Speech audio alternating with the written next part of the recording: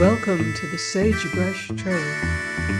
Stories of Western adventure, ranging from the frontier to the Yukon.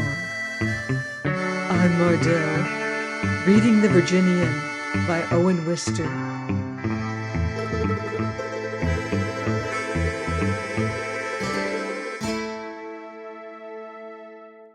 Chapter 14. Between the Acts. My road to Sunk Creek lay in no straight line. By rail I diverged northwest to Fort Meade, and thence, after some stay with the kind military people, I made my way on a horse. Up here in the Black Hills, it sluiced rain most intolerably. The horse and I enjoyed the country and ourselves but little, and when finally I changed from the saddle into a stagecoach, I caught a thankful expression upon the animal's face, and returned the same. "6 legs inside this jerky tonight," said somebody as I climbed the wheel. "Well, we'll give thanks for not having 8, he added cheerfully. "Clamp your mind to that, Shorty," and he slapped the shoulder of his neighbor. Naturally, I took these two for old companions. But we were all total strangers. They told me of the new gold excitement at Rawhide, and supposed it would bring up the Northern Pacific. And when I explained the millions owed to this road's German bondholders, they were of opinion that a German would strike it richer at Rawhide. We spoke of all sorts of things, and in our silence I gloated on the autumn holiday promised me by Judge Henry. His last letter had said that an outfit would be starting for his ranch from Billings on the 7th, and he would have a horse for me. This was the 5th, so we 6 legs in the jerky traveled harmoniously on over the rain-gutted road, getting no deeper knowledge of each other than what our outsides might imply. Not that we concealed anything. The man who had slapped Shorty introduced himself early. "Scipio Lemoyne from Gallipolis, Ohio," he said. "The eldest of us always gets called Scipio. It's French, but us folks have been white for 100 years. He was limber and light-muscled and fell skillfully about, evading bruises when the jerky reeled or rose on end. He had a strange, long, jocular nose, very wary-looking, and a bleached blue eye. Cattle was his business as a rule, but of late he'd been looking around some, and Rawhide seemed much on his brain. Shorty struck me as looking around also. He was quite short indeed, and the jerky hurt him almost every time. He was light-haired and mild. Think of a yellow dog that is lost, and fancies each newcomer in sight is going to turn out his master, and you will have Shorty. It was the Northern Pacific that surprised us into intimacy. We were nearing Medora. We had made a last arrangement of our legs. I lay stretched in silence, placid in the knowledge it was soon to end, so I drowsed. I felt something sudden, and waking, saw Scipio passing through the air, and Shorty neck-shot from the jerky. I beheld smoke and the locomotive. The Northern Pacific had changed its schedule. A valise as a poor companion for catching a train with. There was rutted sand and lumpy knee-high greasewood in our shortcut. A piece of stray wire sprang from some hole and hung caracoling about my ankle. Tin cans sprung from my stride, but we made a conspicuous race. 2 of us waved hats, and there was no moment that some one of us was not screeching. It meant 24 hours to us. Perhaps we failed to catch the train's attention, though the theory seems monstrous. As it moved off in our faces, smooth and easy and insulting, Scipio dropped instantly to a walk, and we 2 others outstripped him and came desperately to the empty track. There went the train. Even still, its puffs were the separated puffs of starting, that bitten-off snorty kind, and sweat and our true natures broke freely forth. I kicked my valise and then sat on it dumb. Shorty yielded himself up aloud. All his humble secrets came out of him. He walked aimlessly round lamenting. He had lost his job, and he mentioned the ranch. He had played cards, and he mentioned the man. He had sold his horse and saddle to catch a friend on this train, and he mentioned what the friend had been going to do for him. He told a string of griefs and names to the air, as if the air knew. Meanwhile, Scipio arrived with extreme leisure at the rails. He stuck his hands into his pockets and his head out at the very small train. His bleached blue eyes shut to slits as he watched the rear car in its smoke blur ooze away westward among the mounded bluffs. Lucky it's out of range, I thought, but now Scipio spoke to it. "Why, you seem to think you've left me behind," he began easily in fawning tones. "You're too much of a kid to have such thoughts. Age some." His next remark grew less wheedling. "I wouldn't be a bit proud to meet you. Why, if I was seen traveling with you, I'd have to explain it to my friends. Think you got me left, do you? Just because you ride through this country on a rail, do you claim you can find your way around? I could take you out 10 yards in the brush and loose you in 10 seconds, you spangle-roofed hobo. Leave me behind, you recent blanket mortgage yearling. You plush-lined, nickel-plated whistling washroom. Do you figure I can't go east just as soon as west? Or I'll stay right here if it suits me, you dude-inhabited hotbox. Why, you coon boss-faced towel." But from here he rose in flights of novelty that appalled and held me spellbound, and which are not for me to say to you. Then he came down easily again and finished with expressions of sympathy for it, because it never could have known a mother. "Do you expect it could show a male parent offhand?"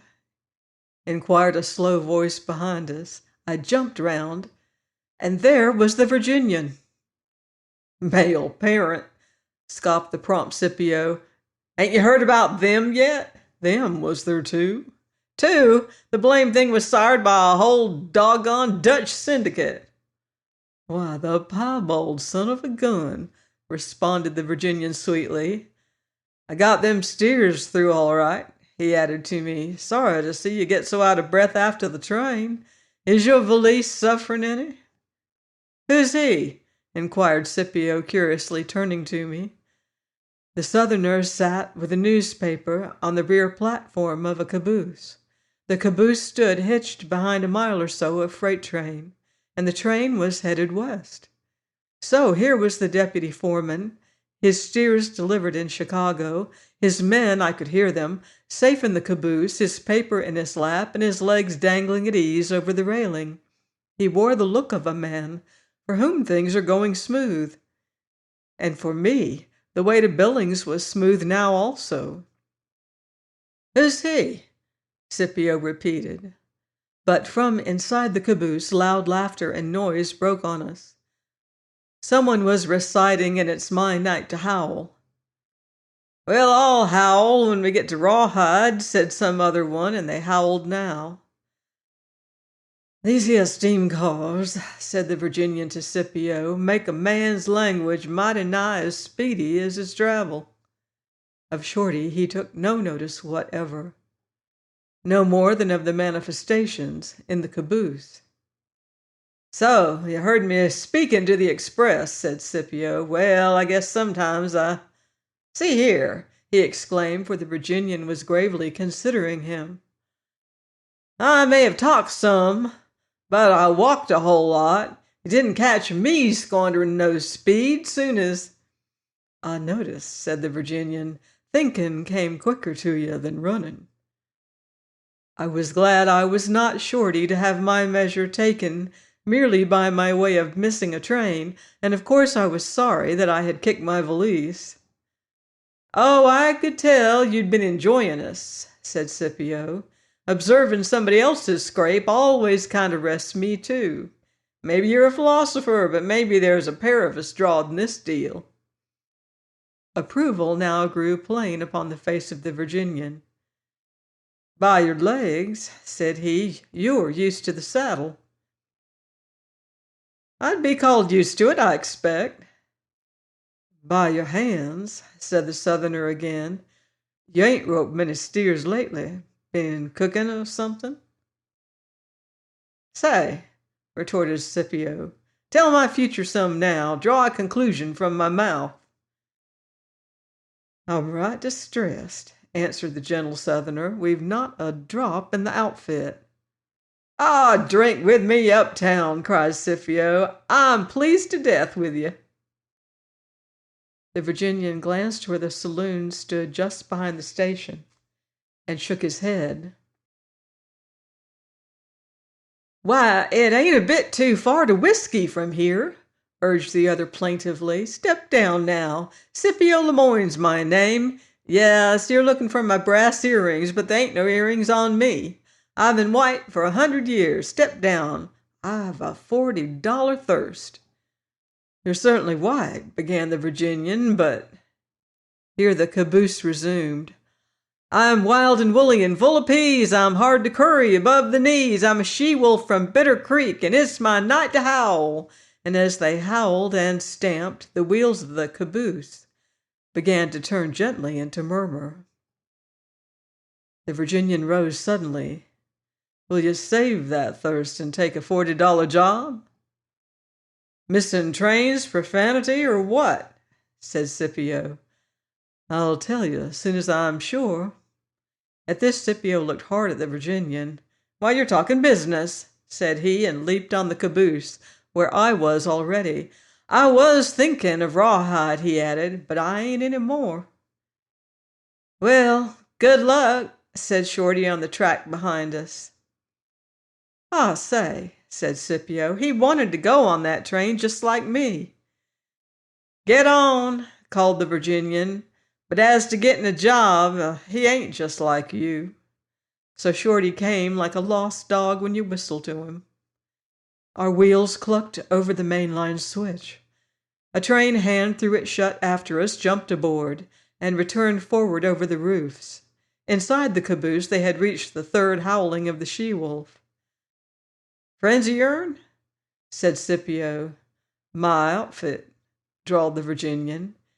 Do you always travel outside? Inquired Scipio. It's lonesome in there, returned the deputy foreman, and here one of them came out, slamming the door. Hell, he said at the sight of the distant town, then truculently to the Virginian, I told you I was going to get a bottle here. Have your bottle, then, said the deputy foreman, and kicked him off into Dakota. It was not North Dakota yet. They had not divided it. The Virginian had aimed his pistol at about the same time with his boot. Therefore the man sat in Dakota quietly, watching us go away into Montana, and offering no objections. Just before he became too small to make out, we saw him rise and remove himself back toward the saloons. Join me next week on the Sagebrush Trail for another exciting chapter of The Virginian by Owen Wister.